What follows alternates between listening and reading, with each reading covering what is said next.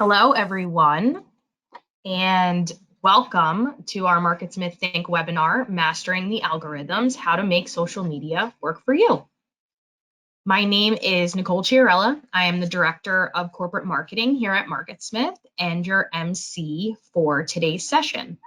I'm just going to give it another minute to let people join.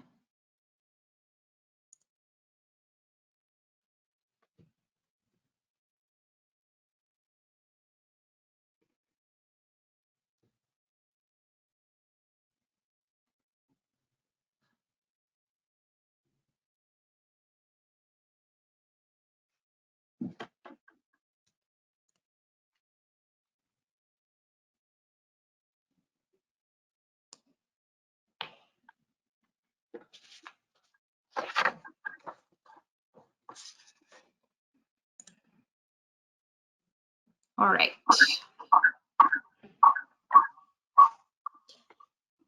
So we're going to get started. To start off, I just want to go through a little bit of housekeeping. Your control panel is in the upper right-hand corner of your screen. If you can't see it, it may be collapsed. So to expand the control panel, there's a little orange button with a white arrow. And if you click on that, you should be able to see more options.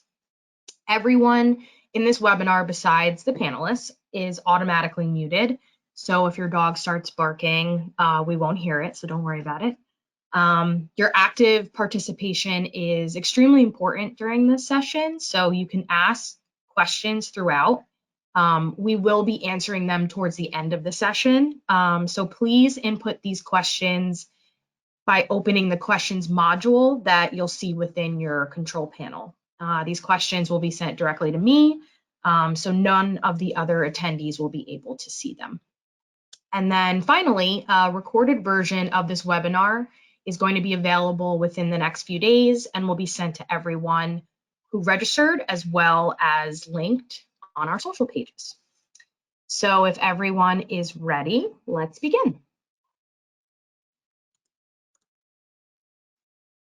So before I introduce you to today's panelists, for anyone that is not familiar with MarketSmith, we are an award-winning full-service marketing agency located in Whippany, New Jersey, with a proven history in driving growth for brands at all stages in their life cycle. From product launches to changing brand perception, we approach every campaign with transparency, end-to-end measurement, and ROI-driven goals. So enough about us. I would like to introduce today's presenters. Senior Vice President of Media, Samantha Foy, and newly promoted Media Channel Strategist, Kaitlyn Demarest. Samantha brings 10 years of digital media experience to MarketSmith, where she plans and executes digital campaigns for a wide range of clients. Her multi-channel knowledge includes programmatic, search, social, and media operations. Sam is always on her toes, adjusting strategies, adapting to marketplace trends, and adopting new digital approaches to meet client goals. Samantha also stays on her toes outside of work as an avid salsa dancer. Kaitlyn has 3+ years of media experience under her belt and has been working at MarketSmith since 2020. She has knowledge in multiple channels of media, including social, digital, programmatic, radio, TV, and streaming audio. Kaitlyn is always looking for the next new opportunity for our clients, enhancing her knowledge of the industry as frequently as possible. Outside of work, she likes to enjoy the outdoors and partake in home improvement projects. So thank you all for joining us, and without further ado, I will turn this over to Sam and Kaitlyn. Thank you, Nicole. Everyone hear me okay? I'm hearing some feedback. Okay, great. So I'm going to kick off and talk a little bit about social in general. I'm still hearing feedback. Kaitlyn, would you mind just muting for now, and Nicole too? I think that's probably why.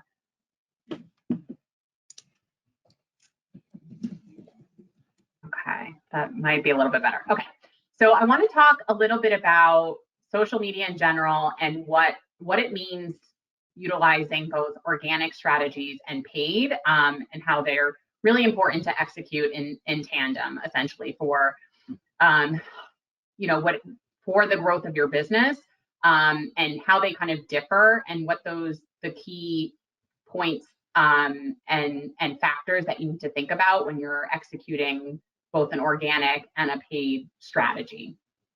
So to start off with organic, obviously pretty self-explanatory. If you are a business and have your social pages, you want to be posting content on those pages, gaining followers, and then educating those followers on whatever it is that is pertaining to your business and what you want to push out on your social channels. What I'm going to talk about in the next slide is specific to the algorithm and how it has changed over the years, making it a little bit more difficult for us to use organic social to reach not only larger audiences, but even our own followers. So I'll get into that a little bit, but organic is really meant to give you that opportunity to speak and engage with the community of followers that you already have, and then potentially to expand that audience as well. But with less, you have less control, essentially, with organic on how you reach people outside of your current followers. So we'll get into that a little bit more as we go on.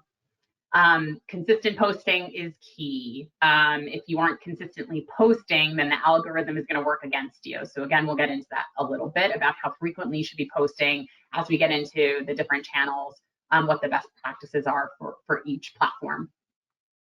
And then the content is important too, right? It should be not only informative, but fun, eye-catching, and concise. As we all know, our attention spans continue to shorten, and we're kind of inundated with content, not only in the social world, but everywhere around us. So how do we stand out and get our message across in a really concise way? So that they're getting the full message without having to spend a ton of time with our brand. So there's just a little bit about the key components of organic social. When we talk about paid, this is really where our opportunity is to not only expand our reach, but have more control of who we want to reach, how we want to reach them, and then what do we want them to do? What action do we want them to take? So in order to execute a successful paid social strategy, there are a few things that we need to know, right? One is, who is our target audience? And then what research can we use to know how they're consuming media?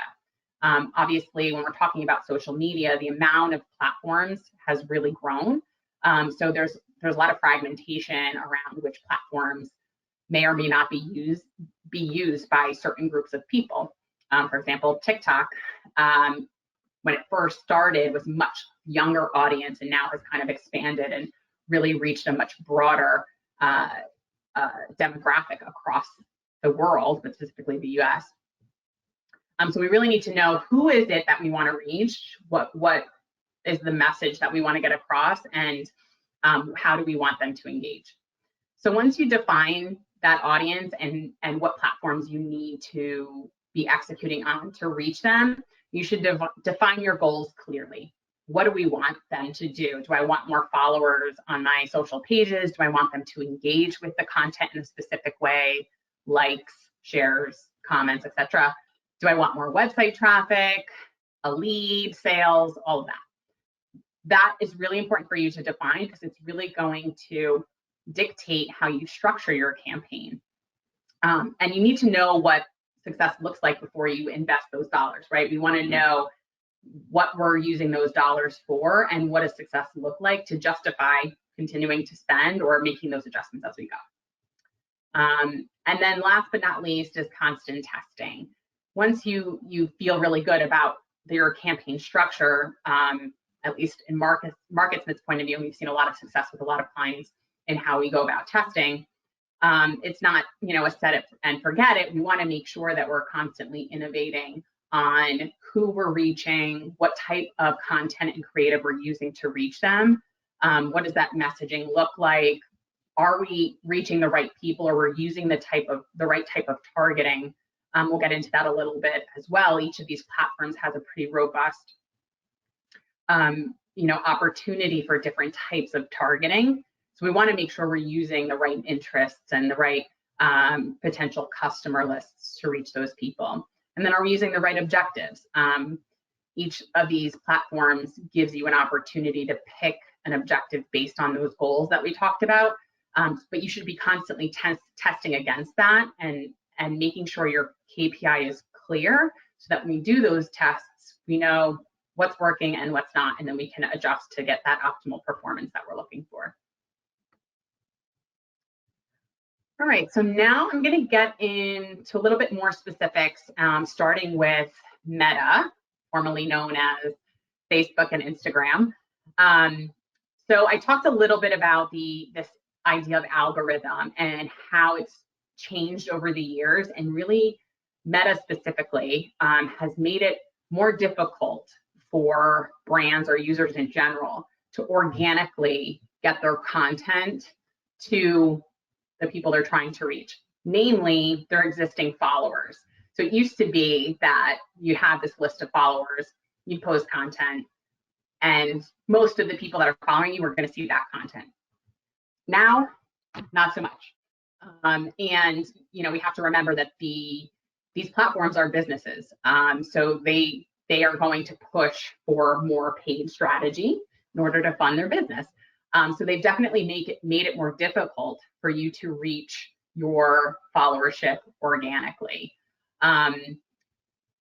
So right now, it's the way that the default setting is when you go onto Facebook or Instagram and you're going through your feed, the algorithm is deciding what posts that you should see based on how you've been interacting with the platforms versus that historical, you were just seeing everyone that you follow, or every page or that you follow, or everyone that you're friends with, you were always seeing their content regardless. Now it's making that determination of what content you're going to see based on how you as an individual interact in the platform. They recently, obviously this has been a bit of an issue for not only brands, but people in general. They're not seeing the content that they'd like to see. So they recently rolled out an update that allows you to adjust it, but the downside of it is every time you open the app or you go on Facebook online, you have to make that adjustment manually in order to see everyone's content versus what the algorithm is picking for you. So that's really what's happened in terms of the algorithm, but there are some things we can do as brands to kind of combat that. So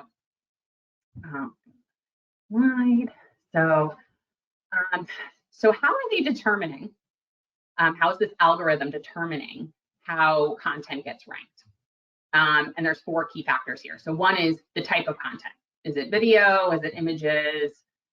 When are you posting? That sort of thing. Then there's the poster, so the person that's posting.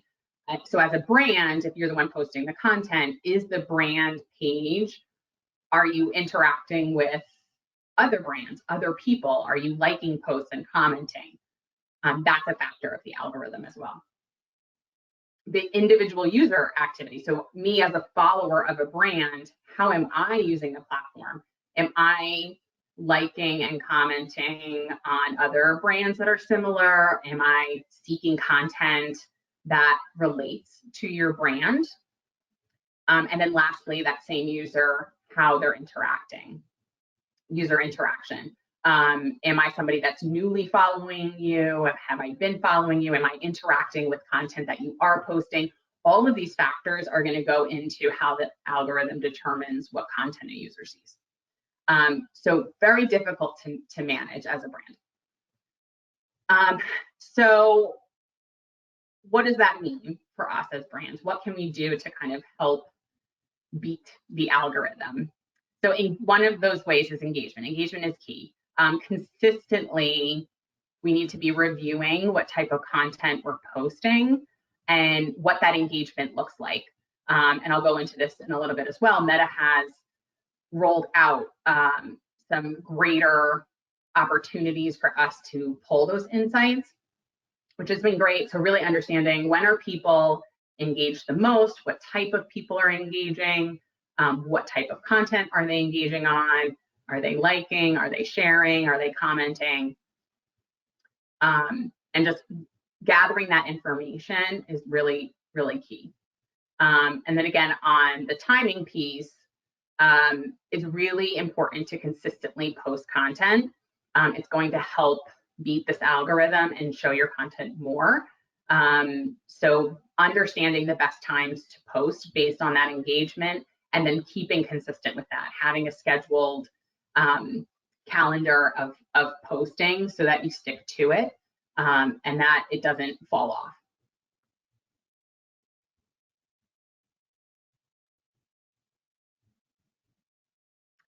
All right, so now that we've gone through kind of the algorithm and what's happened over time, I want to talk a little bit about just general best practices when it comes to meta posting.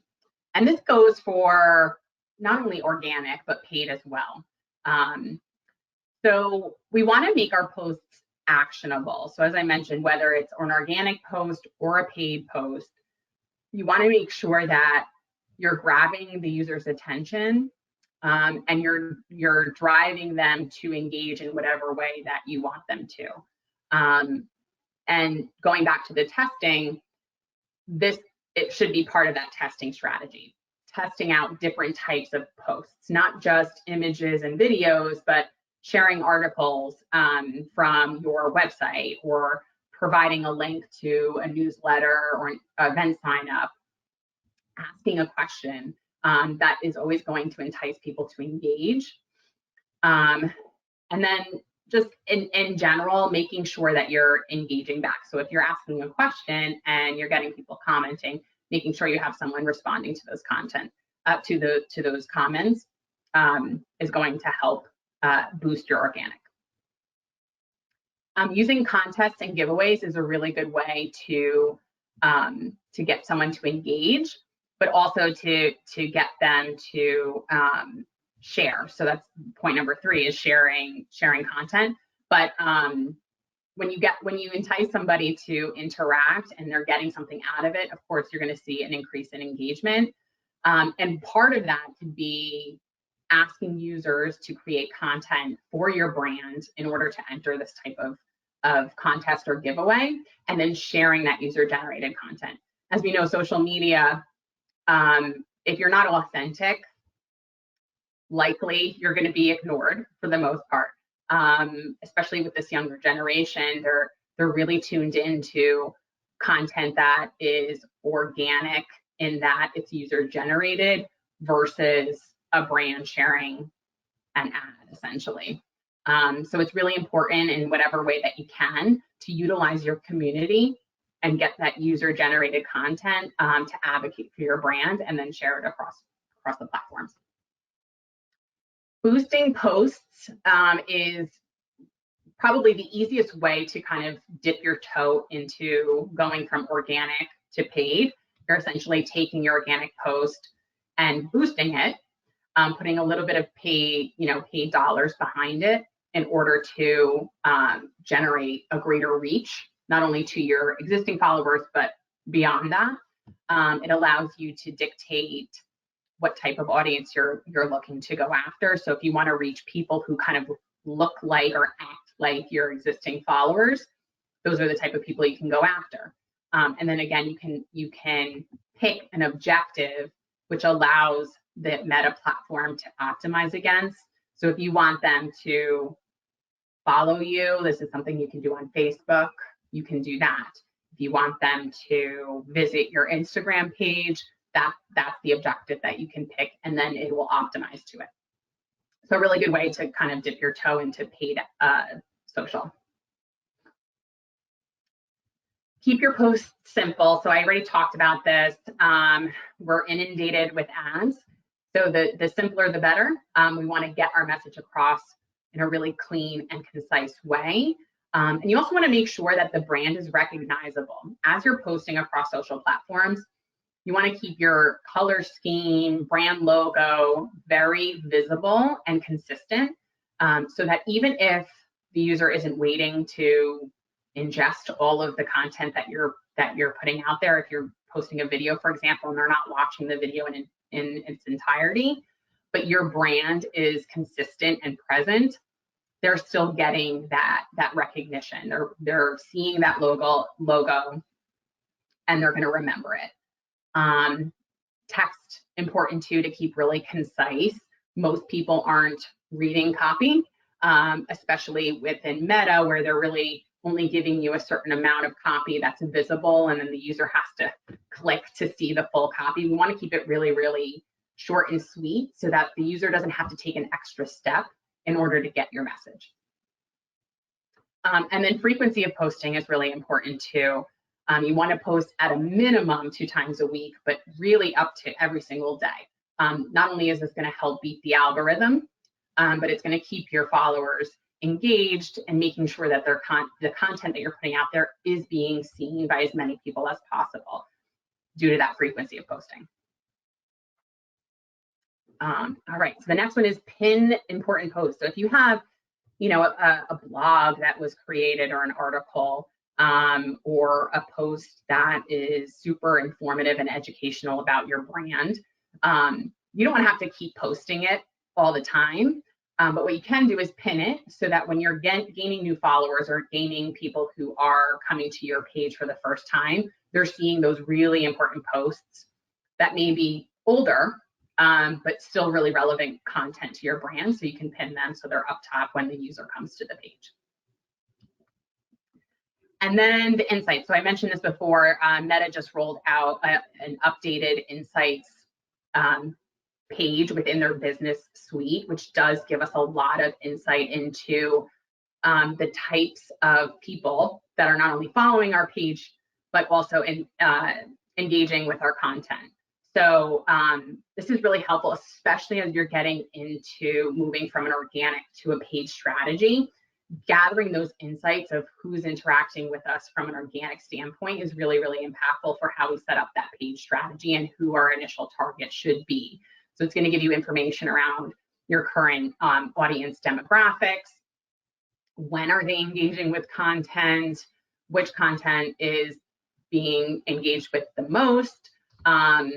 All of those little tidbits are really going to help us create that strategy for not only targeting, but what type of content is going to be the best to start with.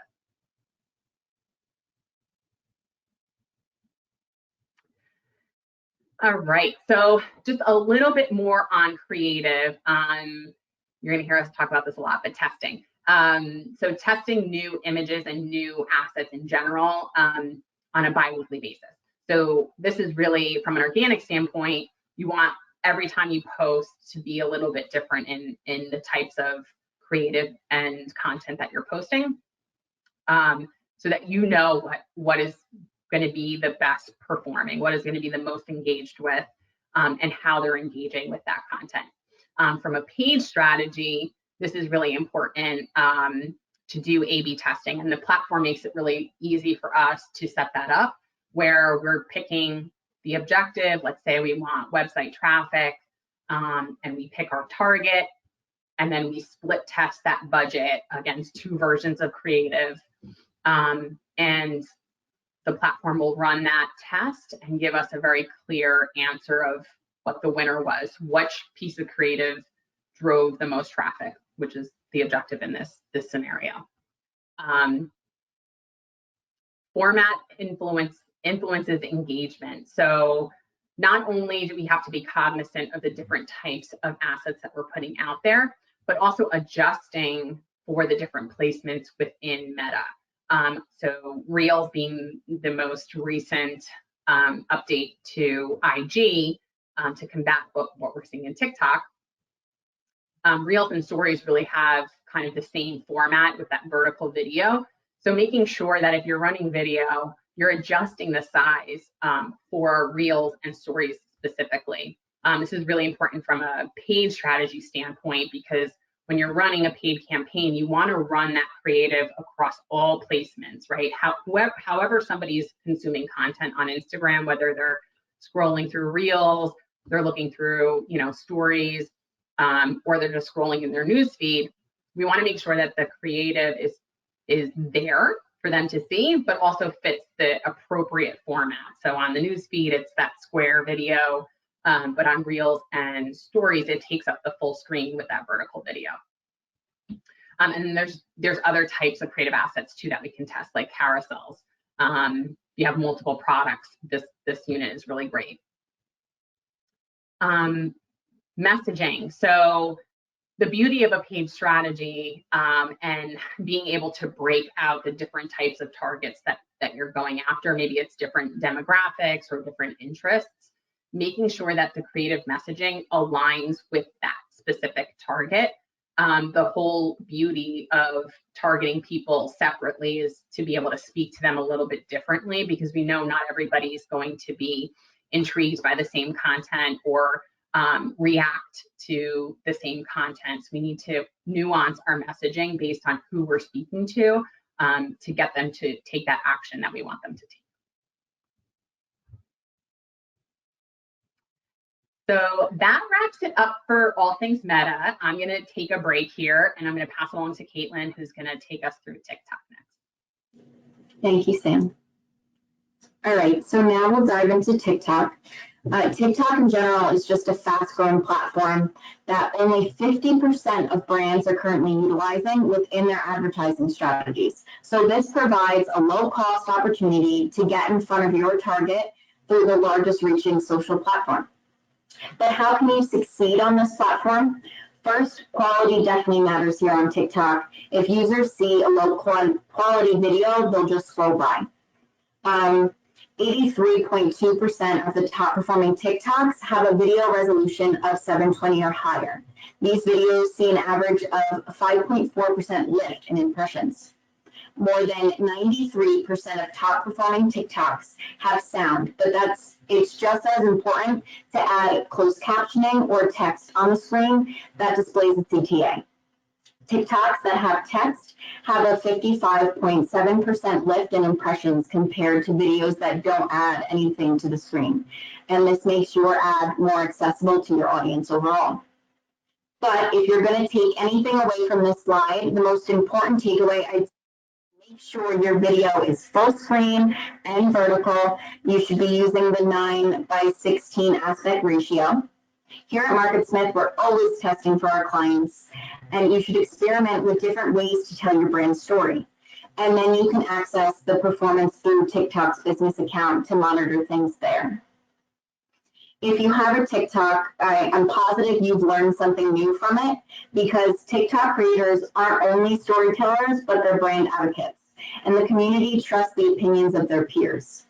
We'll talk about influencers more in depth towards the end of the presentation, but you can specifically on TikTok find a creator for your budget and your campaign in the TikTok creator marketplace. And then you can also transform organic content into paid advertising using Spark Ads. If you don't know what Spark Ads is, it's a new native display ad format. If you're seeing success organically, it's a great way to push it even further. I'd say the most creative way to engage directly within the community is through organic content, encouraging your followers to post their own videos, try to start a trend, or creating a competition between your followers and having them post videos. These are just a few ways to see success on TikTok. All right, now on to Twitter. Twitter is a great addition to your social strategy. The most successful brands on Twitter have both paid and organic strategies. You'll see that this is a trend here across all social platforms. The copy should be clear and concise. Twitter is different from the other social platforms, as people are there for news and information like Meta. You have to catch their eye more so here. Limit your hashtags to 1 to 2 within the post. And then again, catch the audience's eye with emojis to add that eye-popping emotion.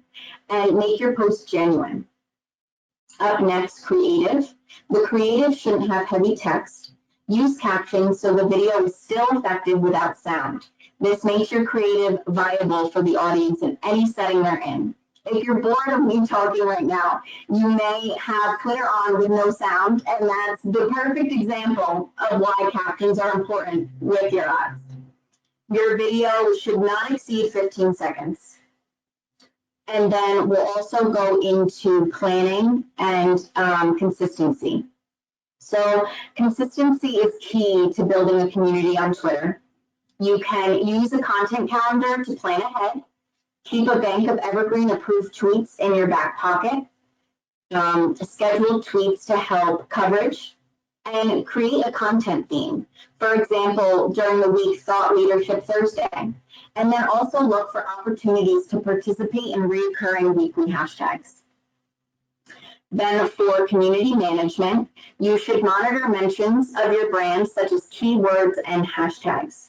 If you pre-save those responses to those typical questions, it'll improve response time, as responding helps your audience feel important, and it also helps build that community that you're trying to grow. And then also stay on top of what's trending on Twitter, because something's trending every week, every day. And try to bring that into what you're posting. Be different than other brands. Just to recap this Twitter slide, consistency is key. Keep your posts straight and to the point, and always keep on trends. All right, next we'll go over 6 key practices for LinkedIn. 1, know who your target audience is. Use LinkedIn's website demographics tool to see what kind of visitors are coming to your website. Don't wait for people to follow you. By following industry leaders and like-minded people, you will increase your visibility organically, and then you'll start to build your community. Also, join relevant groups and follow hashtags. Show off the positive things you're doing in the community, as well as educational content, or even ins and outs of your business. This is a great way to engage with potential clients and customers. All right, so now number 2 is be personal. To show your brand has a personality, and this will make you stick out over other brands. Number 3 is participate. This really ties in numbers 1 and 2 together. Community is really key. Those comments, and make sure your tone is authentic and consistent. A single voice allows people to get to know your brand better. Number 4, make your content easy to read. This is a recurring best practice across all social platforms. Make sure your posts are formatted so people will click the read more button and not just scroll by. And number 5, you're going to hear this a lot, consistency. Consistency is the most important practices on social media. Why would you do all that research on your target or hashtags if you're not posting on a regular schedule? If you're posting every day or once a week, consistency is key. It's whatever works for you and your brand and you're seeing numbers from. And then last but not least is number 6. Each post should contain a challenge, opportunity, or benefit to your audience.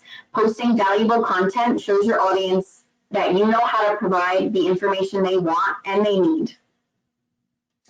And that's the slide on LinkedIn. All right, now Snapchat. Snapchat's important when trying to reach the younger generation under the age of 35.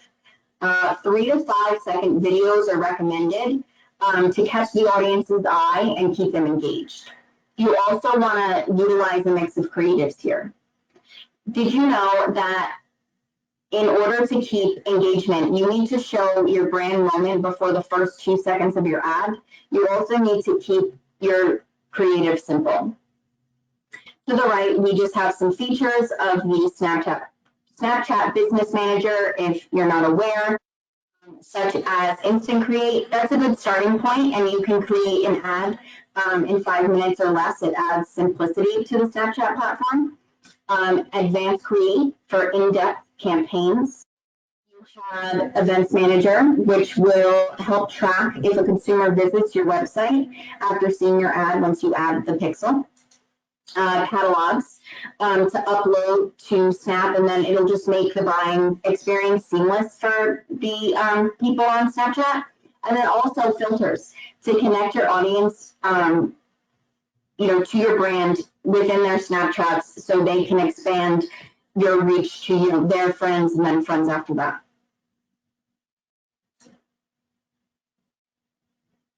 All right. And now the most hot topic, last but not least, influencers. What makes you stand out from other agencies is the ability to adapt to the ever-changing shifts in marketing. Influencers have become part of that shift, especially after the pandemic, as it's become one of the most efficient ways to get messaging across to the consumer in a personalized and relevant way, which is really important, especially reaching that younger generation, as Sam said before. According to eMarketer, 84% of marketers expect to launch at least one campaign involving an influencer in the next 12 months. MarketSmith has utilized influencers within a variety of our state campaigns, and we've seen success increasing our overall reach, impressions, and driving overall awareness for our clients. Most consumers find nano and micro influencers more authentic and have a deeper, more personal connection with their followers, and they're the most affordable.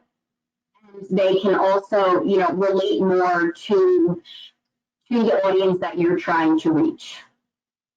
You want to go after the influencer that's most relevant to your brand instead of just looking at their numbers, because they could have a high, follower count, but if none of their, followers are, interested in your brand, it's not going to go anywhere.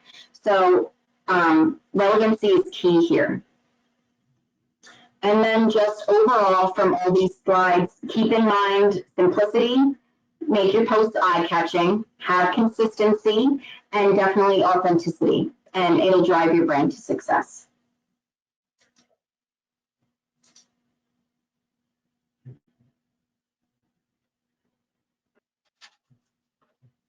All right. Thank you guys so much. Thanks, Kaitlyn, and thanks, Sam. Before we dive into a few of our questions here, we would invite you all to follow us on our social channels. We share lots of information, client updates, and agency happenings daily. All right. So we do have a few questions here, ladies. So let me just round them up and shoot them over to you. So the first is, what do I do if someone posts a negative comment on my social post? Should we engage? Yes, you should absolutely engage, even if it's negative, because other consumers are looking at that. So if someone's posting something, whether it's a question or a comment, maybe they had a bad experience, you want to show that you're being proactive in responding to that comment, and usually taking it offline. So reaching out and say, thank you for reaching out with your concern. Please email us at such and such so we can help you with whatever issue this may be. You do have the option, if there is commenting that's happening that is, let's say it's derogatory or some sort of misuse in language, there are opportunities to block comments like that from even appearing. So the platforms do have that capability, but in best practice is to one, allow commenting to happen. You want to keep that conversation going, and just know that you are going to get some negative comments or something that may not be relevant, but that you should try to respond, especially if it's a customer that maybe didn't have a good experience, or they have a question about something that was maybe on the negative side. Just make sure you're addressing that. All right. The next question here is, what is the difference between UGC and influencer content?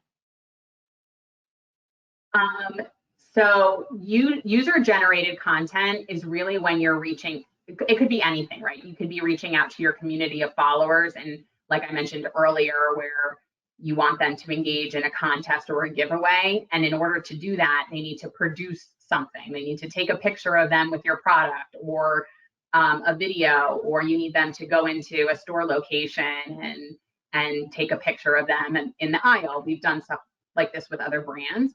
That would be considered user-generated content that you could repurpose within your either your organic posting or within paid media. When you're looking at for a specific influencer, these are people who are specifically paid to create content for a brand. So it's a little bit different. UGC is very broad term. It is literally everyone on YouTube, right? That has their own channel and they're creating content. I'm creating my own content by posting on Instagram, right? So UGC is a very broad term, but when we're talking about influencers, they're being paid by a brand to promote a product for them. User-generated content is also a great way to start because it is so broad. Get people more engaged in your content first, like Sam was saying before, with contests and everything, and then see where that goes for you to also utilize influencers that way. And the influencer marketplace has really expanded in a way that makes it easier for us to utilize influencer marketing. In the past, it was a little bit more difficult, right? You either were going to these, these PR agencies and getting these really big name celebrities to help endorse your product. That's technically influencer, right? But now there are different networks of smaller influencers, as Kaitlyn was talking about, nano and micro influencers, that allow us to easily manage a wide array of influencers without having to manage them individually, right? It's literally a network of influencers where we can have them all kind of give one assignment to all of them. They're creating the content and pushing it out for one cohesive campaign. And then all of them together really gets us this much larger reach versus going to one or two influencers that have a really large reach and then having to manage it that way. That makes a ton of sense. All right. So the next question here is, what if I don't sell a product? How would I use TikTok? So you don't, well, that's interesting. I wonder if you're selling a service or you're just educational. I think anyone or any type of brand can find value in TikTok. One, because it's the largest growing social network, and in fact, we're seeing platforms like Facebook actually lose users over time when TikTok has grown and is continuing to grow. So that's where people are moving to. It's not just this younger generation anymore. It's really anyone that you can reach on TikTok. And again, going back to a lot of what Kaitlyn was saying, you don't necessarily have to be selling something, but continually putting content out there that people want and are engaging with is a way to grow whatever it is you're trying to grow, whether it's you personally or you as a brand. Just putting content that's relevant to who you are trying to represent can gain that followership, create this authenticity. And then people are going to seek you out, right? So you don't necessarily need to be selling something, but when it comes to TikTok, it's all about relevant, interesting content that gets people engaged. It's all about that value. People don't, it is hard when you're going through and you want to buy things, but also ads are, just as important, just adding value to people's feed. It'll do just as well. Yep. All right, and then our last question here is, how do I decide which of these platforms, this sounds like a loaded question, I should advertise in when I have a limited budget? Yeah, so that's a tough one. With a limited budget, I would say to dip your toe in using those boosts that we were talking about, and a couple of platforms allow that. But taking it a step further, how do you decide which platform to use? That's something that we as an agency help clients with all the time. We have tools, in our wheelhouse that allow us to understand, based on who it is that you're trying to reach, where are they consuming content? Are they more so on TikTok versus Facebook? Are they more on Instagram? So we really help our clients inform them on where the best vehicle is for them to reach whoever it is they're trying to reach. And then, as I mentioned, that ability to boost posts definitely keeps costs down, and it allows you to use organic posts that you already have going as a paid ad versus having to create a whole new paid ad or content that you want to put out from like a paid advertising standpoint. So it is a way to kind of dip your toe in at a lower budget, get some learnings out of it, understand, how it's working for whatever your objective is, and then building it out from there. All right. So that is all of the questions. And again, I just wanted to thank Sam and Kaitlyn for hosting this webinar. And thank you to everyone who attended. And we just wanted to invite you to join our next webinar on August 11th, Start Smart and Think Ahead Using Research in Marketing. Again, thank you for joining us, and we hope to see you at the next webinar.